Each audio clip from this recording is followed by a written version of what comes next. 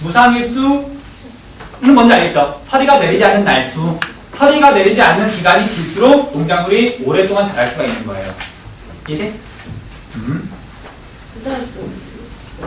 서리 상자잖아요. 없을 무자잖아요. 그래서 무상일수는 서리가 내리지 않는 날수예요. 서리가 내리는 날이 아니다. 그 그림을 그리면, 그래프를 그리면 이렇게 그릴 수가 있어요. 이쪽이 1월달이고 이쪽이 12월달. 그러면 겨울부터 봄까지는 서리가 내려요. 그 다음 가을부터 다시 겨울까지는 서리가 내려요. 이때는 이슬이 내리잖아요. 바로 이 기간이 무상일수예요. 그러니까 무상일수는 남쪽이 길까 북쪽이 길까? 상이 남쪽이 길 거란 말이에요. 자, 해안 지역이 길까 내륙 지역이 길까? 해안 지역이 무상일수가 길단 말이에요. 이해돼? 자, 그래서 얘가 중요한 이유가 뭐냐면 이렇게 무상일수에 따라서 자랄 수 있는 농작물이 결정이 돼요. 그럼 보세요. 강원도는 우리나라에서 무상일수가 짧은 편이에요, 긴 편이에요? 강원도, 대한민국에서 북한 말고 짧은 편이죠. 자, 강원도에서 유명한 게 뭐예요? 감자잖아. 왜 강원도에서 고구마를 안 키울까? 추워서 그런 거예요. 당연히 춥기도 한데 그 추운 것 중에서도 무상일수가 짧아서 고구마가 자랄 수가 없는, 고구마는 되게 오랫동안 키워야 되는데 강원도에서는 키울 수가 없는 거예요. 기온보다도 무상일수 때문에. 자, 그래서 뭐라고 나오냐면 작물이 자랄 수 있는 기간, 그걸 생육기간이라고 불러요. 그래서 무상일수는 생육기간하고 밀접한 관련이 있고 무상일수가 길수록 작물이 오랫동안 키울 수 있더라. 오랫동안 자라더라. 그렇게 정리해 주셔야 돼요. 무상일수 꼭 나오는 개념이고 농작물하고 밀접한 관련이 있으니까 인간 생활에 큰 영향을 미치니까 굉장히 자주 물어봐요.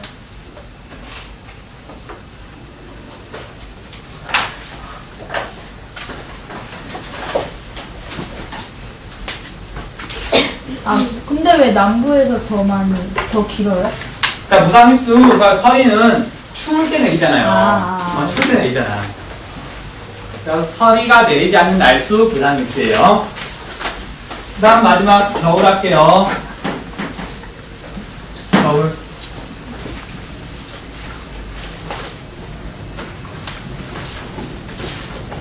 자, 겨울을 봤더니 우리나라 북서쪽에서 바람이 불어오죠. 그래서 기압 벨트를 뭐라고 표현하냐면 북부 남저염이라고 보통 표현돼요. 북부 남저도는 서쪽이 높고 동쪽이 낮다. 그래서 서부 동저염 기압 벨트라는 말도 많이 써요. 같은 뜻이야.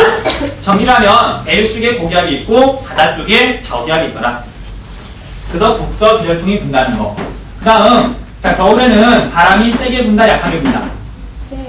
당연히 엄청나게 세게 불잖아요. 겨울에 기온이 낮아서 추운데 바람까지 많이 부니까 더 춥게 느껴져서 학교기 싫잖아. 그래서 바람이 세게 분다.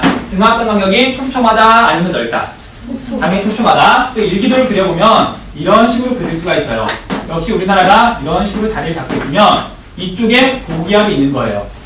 대륙 쪽에. 그다음 저기압이 여기에 있을 수도 있고 남쪽에 있을 수도 있고 아니면 이렇게 서쪽에 있을 수도 있어요. 상관없고 중요한 건 여기서 고기압이기 때문에 바람이 우리나라 쪽으로 불어온다는 거. 그쵸? 저기압보다는 고기압이 포인트예요. 그다음 바람이 되게 세게 부니까 여름철에 비해서 등압선의 간격이 훨씬 촘촘하다는 거. 얘가 겨울철 일기도의 특징이에요. 자, 그래서 겨울철에는 4만 4온 현상이 대표적이죠. 자, 4만 4온은 시베리아 기단이 주기적으로 강해졌다 약해졌다 하기 때문에 나타나는 현상이더라. 그 다음 우리나라는 여름보다는 겨울에 영향을 더 많이 받는 나라예요. 대륙성 교잖아. 겨울에 많이 추우니까. 그래서 온돌이라는 시설은 북쪽에만 있는 게 아니라 남쪽에까지 다 있어요. 제주도까지. 제주도 한번 보세요. 겨울철 평균 기온이 6도쯤 되죠. 그럼 아침에는 0도, 낮에는 10도. 0도까지 떨어지면 온돌 없으면 너무 추울 거 아니야. 전통 가옥에서 온돌은 전국에서 나타난다는 것도 하나 체크해 주세요. 자, 여기까지 정리하세요. 여기까지 정리.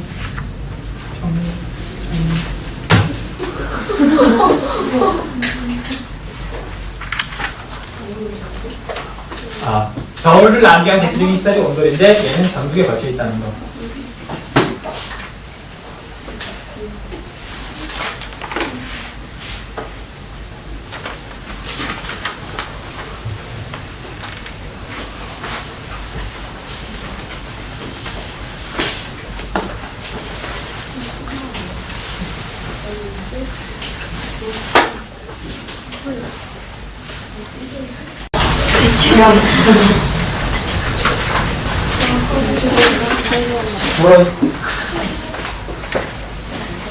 우리 그 다음 선생님 말씀대로 애들 공이래요.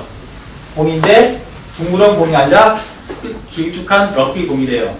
그래서 어디를 특히 모르고 그때 다르대요. 그러니까 똑같은 수요일인데 어느 주에는 애들이 되게 시끄럽고 또는 활기차고 어떤 주는 굉장히 축 처져 있고 그걸 예상을 할 수가 없대요. 그래서 그냥 궁금해서 물어보긴 하는데 사실 뭐 결과를 기대하고 뭐 물어본 건 아니고 아무튼 애들은 럭비공이더라. 근데 문제는 교사도 럭비공이죠. 왜요? 어떻게 풀지 모르잖아. 어떤 반응이 나올지 모르잖아. 교사도 럭비공이죠.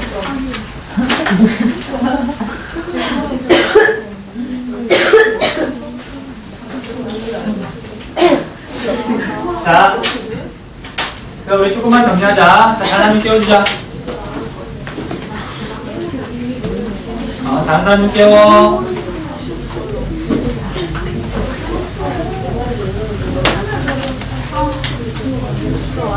옆에 다른 사람 좀 깨워줘. 마지막 정리할게요.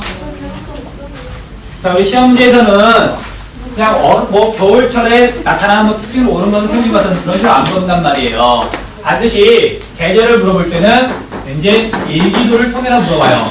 두 가지 형태예요. 일기도를 보여주고 다음과 같은 일기도가 주로 나타나는 계절에 대한 설명으로 옳은 것은 틀린 것은 또는 반대로 다음과 같은 현상이 나타나는 계절의 일기도를 고르시오.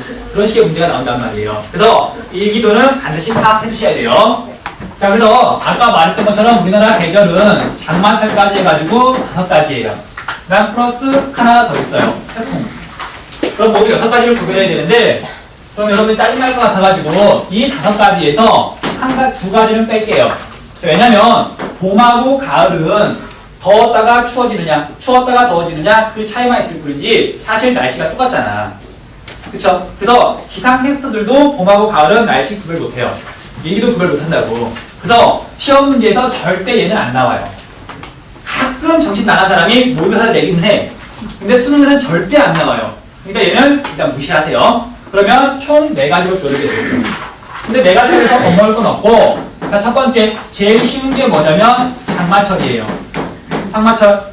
자, 우리나라가 당연히 이렇게 있으면 장마철 특징은 장마전선이잖아.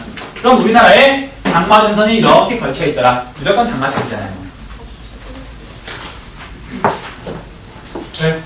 무조건 장마철이잖아. 자, 지도 그리기 힘들면 우리나라 이렇게 그리세요. 훌륭하잖아.